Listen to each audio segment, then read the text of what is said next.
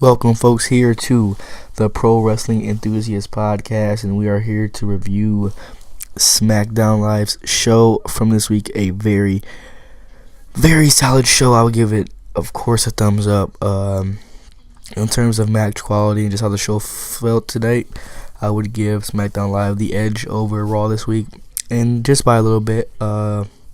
Just in terms of match quality and show flow and feel, and SmackDown Live just something to feel so much better with 2 hours than a full on. How long is it? 3 hours for Monday Night Raw. So it felt like a pretty good show. It was very amazing to watch. The Raw roster has finally gotten their revenge. We have a new women's champion. Baron Corbin will be going to face The Miz at Survivor Series. We have a whole lot to talk about. I'm very excited for Survivor Series. Let's start off with what SmackDown started off with tonight, which was a kind of hoorah rally speech for the SmackDown Live roster. The SmackDown Live roster was backstage. Shane was going at Raw. He was praising their attack on Raw and warns them about the potential for an attack by Monday Night Raw.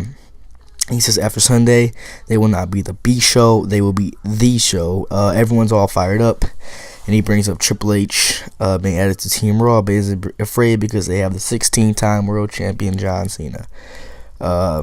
New Day says that they aren't afraid of the Shield, and everyone is one giant happy family tonight.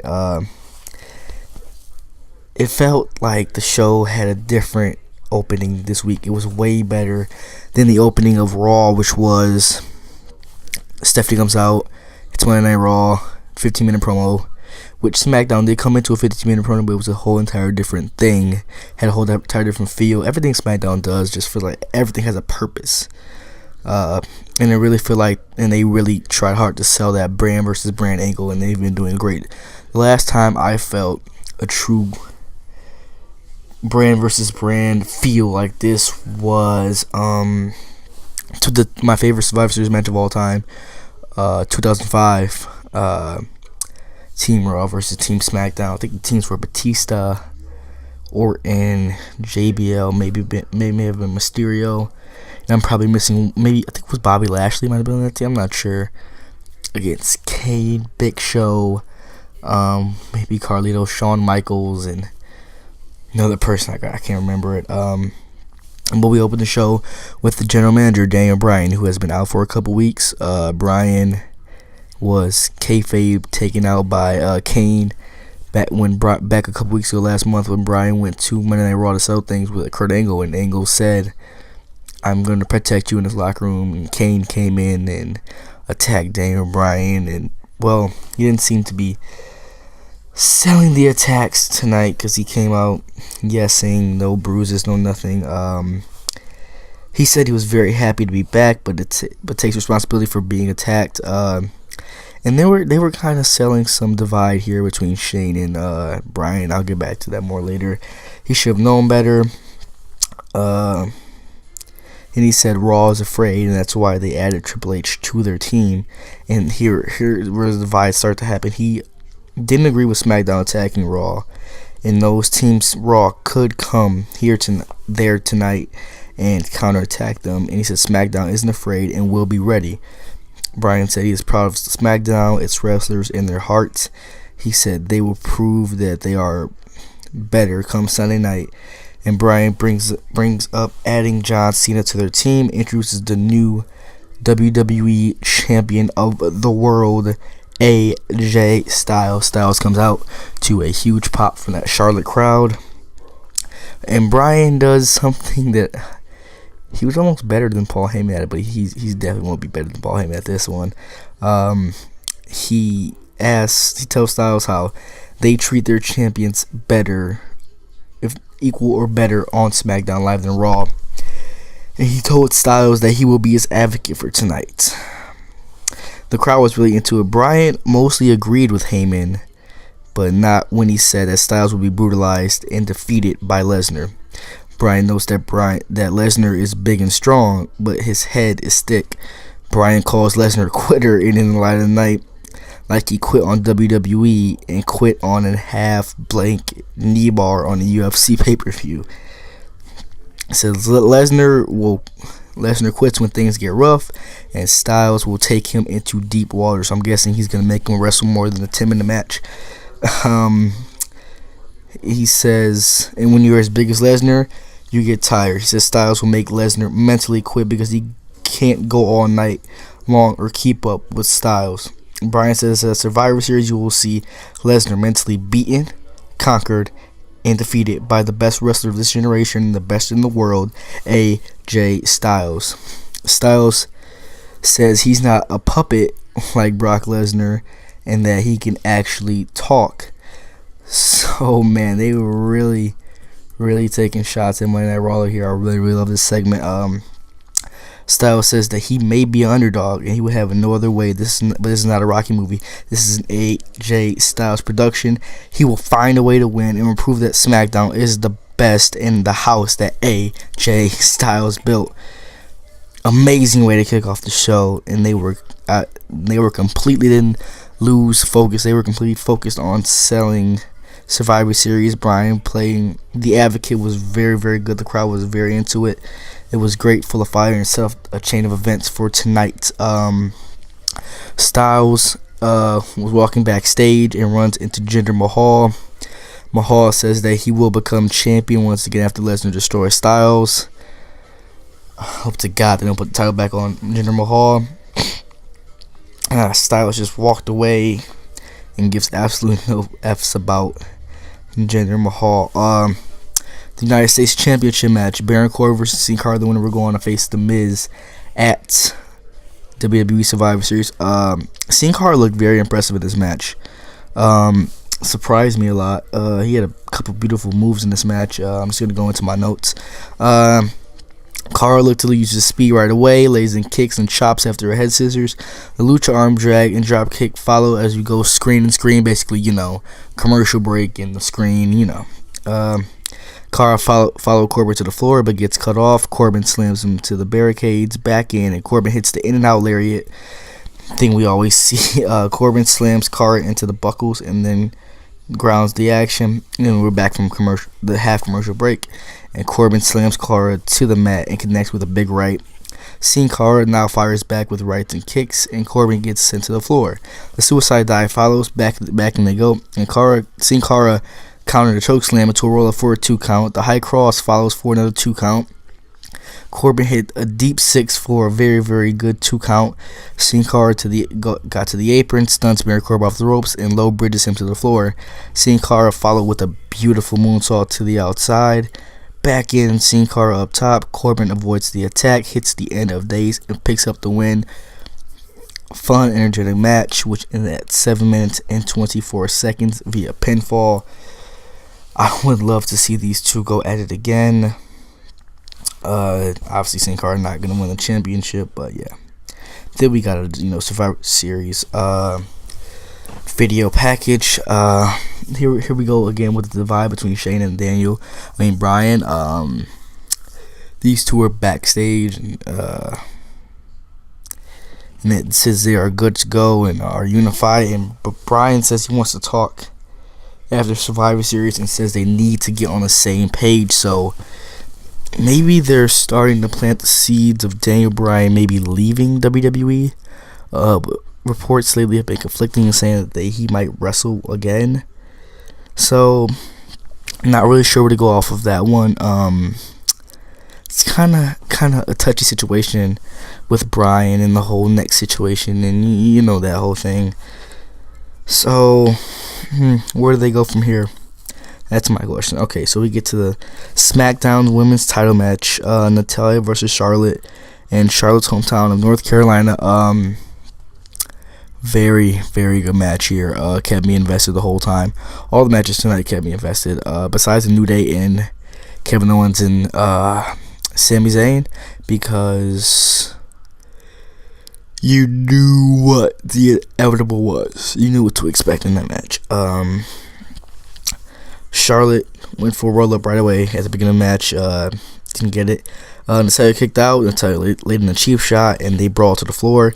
Natalia gets shot to the barricade and back, and they go. And Charlotte covered for 2, but nope, did not get it.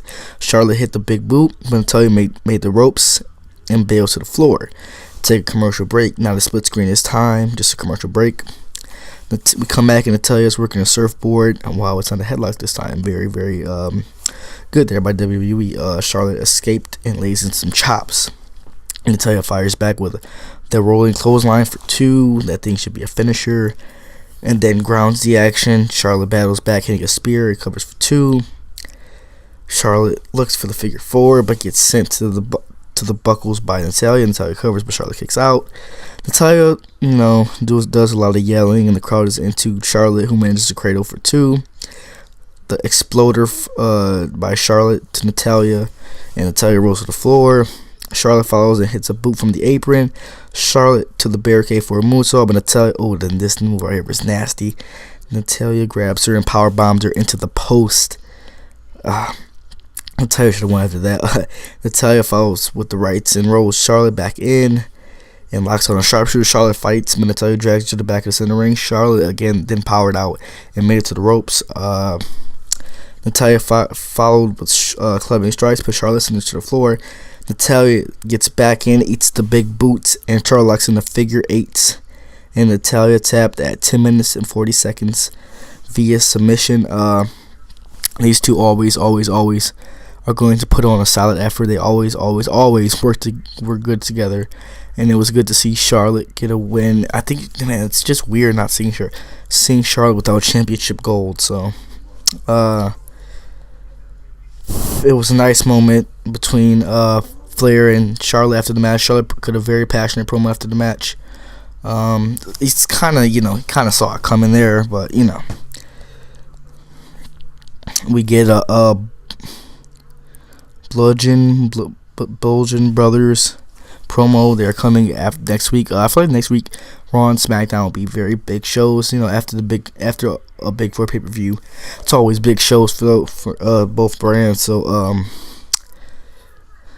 now we get Jimmy Uso versus Chad Gable. Jimmy Uso was looking for revenge due to Chad Gable's chop block last week. The Usos cut a promo on the Bar, who they faced Sunday at Survivor Series. They said that they named all the teams they have locked down. Welcome to the Uso Penitentiary. Okay, Jimmy Uso versus Chad Gable, one-on-one action here on SmackDown Live. Again, solid match, and it accomplished something. So let's get into the notes.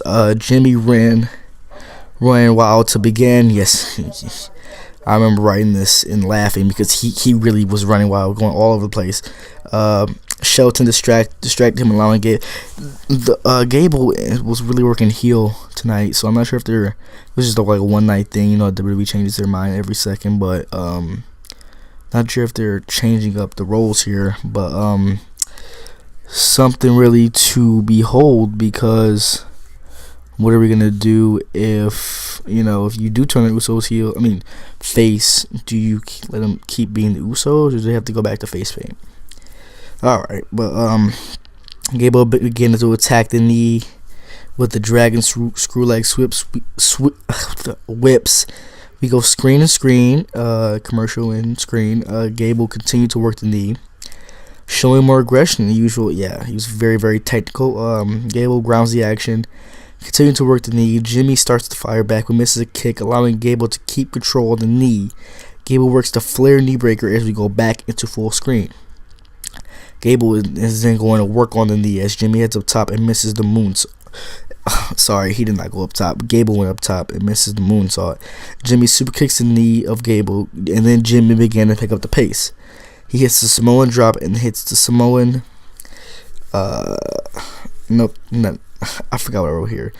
But he hit the Rikishi stink face, thing, whatever, I don't know. Jimmy looked for a dive, but Gable cut him off with a rolling kick. Gable shoves Jay, but Jay takes out Sheldon, allowing Jimmy to hit Gable with a super kick and pick up the victory. Jimmy also defeats Chad Gable at 6 minutes and 30 seconds via pinfall. Tonight, have you heard me once say any DQ finishes? Any false finishes? Any screwy finishes? Nah. That's not what SmackDown Live does. But Gable looked great with the heelish aggression, and Jimmy snuck away with the win. We go to the commentary team, who revealed that Charlotte's replacement on Team SmackDown will be revealed Sunday. Now reports are saying that it could be Natalya, it could be Paige, so we'll just have to see Sunday. Sami Zayn and Kevin Owens are backstage talking. Sami Zayn is pissed at they are on Survivor Series. They run down a New Day because they feel they should be facing the Shield on Sunday. New Day cuts we go to the New Day versus Sami Zayn and Kevin Owens. New Day cuts a pre-match promo calling the Shield dogs that eat their own poop. They can trust each other, but the Shield can't because they've already turned on each other in the past. They also note that come WrestleMania season, the Shield won't be together. Okay.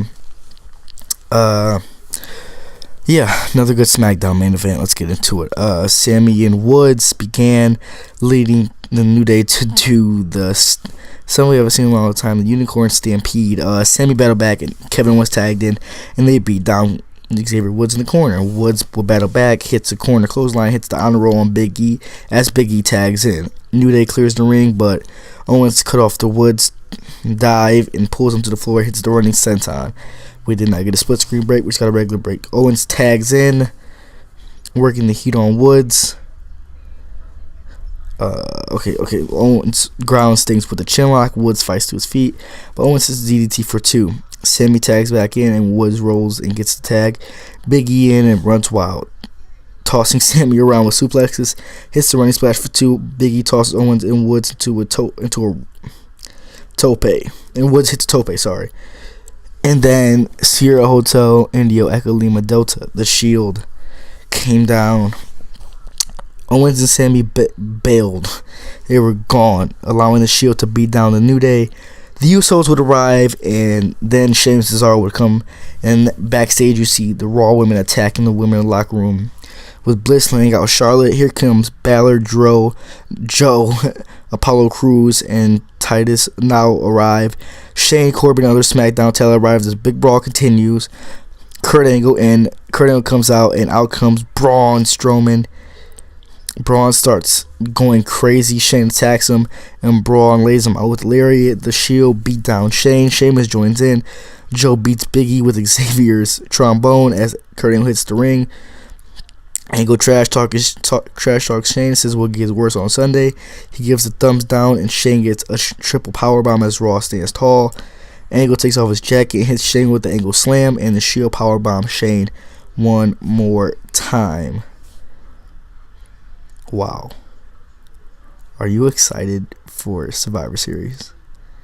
Because I know I am. Wow, what a way to build up the show, and I'm really, really excited for it. So, hey, tonight, it's NXT time. It's time to see how they build War Games one more time. Thank you guys for watching. Like, comment, subscribe, as always. Yeah.